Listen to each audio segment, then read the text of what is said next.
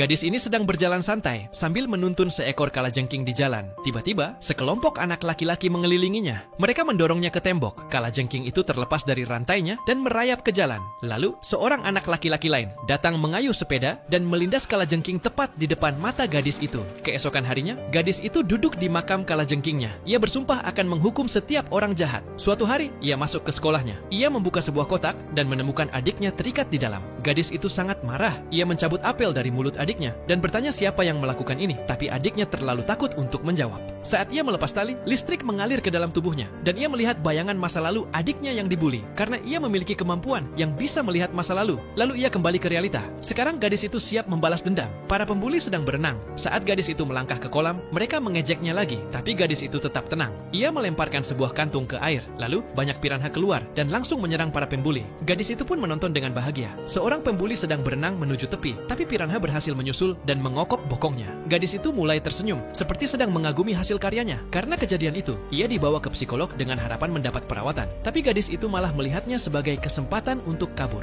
Ia minta izin ke kamar mandi, lalu menggunakan obeng untuk membuka baut jendela. Ia memanjat keluar ke atap dan meluncur lewat pipa pembuangan. Saat kepala sekolah lengah, ia pun berhasil kabur dengan mudah. Lalu, ia pergi ke sebuah kafe. Kemudian, beberapa anak laki-laki berpenampilan aneh masuk. Mereka memerintahkannya untuk meninggalkan kursi dan terus memprovokasinya. Gadis itu berdiri. Salah satu mencoba menyerang dari belakang, tapi langsung dihantam jatuh ke lantai. Lalu gadis itu melawan 3 orang sekaligus, dan dalam waktu kurang dari 10 detik, ia menjatuhkan semuanya. Saat itu, kepala sekolah muncul dan membawanya pergi. Setelahnya, ia dikeluarkan dari sekolah. Orang tuanya tak punya pilihan, selain mengirimnya ke akademi sihir. Malam itu, sekolah mengadakan pesta festival. Gadis itu mengira itu kesempatan untuk kabur, jadi ia cepat-cepat lari, tapi tiba-tiba tanpa sengaja menabrak seorang teman sekelas. Kekuatan supernya terpicu lagi. Ia melihat sekolah dilalap api, dan wajah teman-temannya berlumuran darah. Jadi, gadis itu segera mengejar teman sekelasnya dan memperingatkan agar berhati-hati. Tapi teman sekelas itu malah tertawa. Sebelum gadis itu sempat bereaksi, teman sekelasnya menggunakan kekuatan pikirannya untuk menyudutkan gadis itu ke pohon. Ternyata keluarga teman sekelas itu adalah peramal.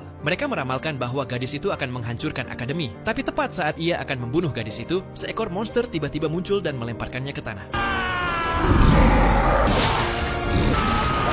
Jadi, apa pendapatmu tentang gadis ini?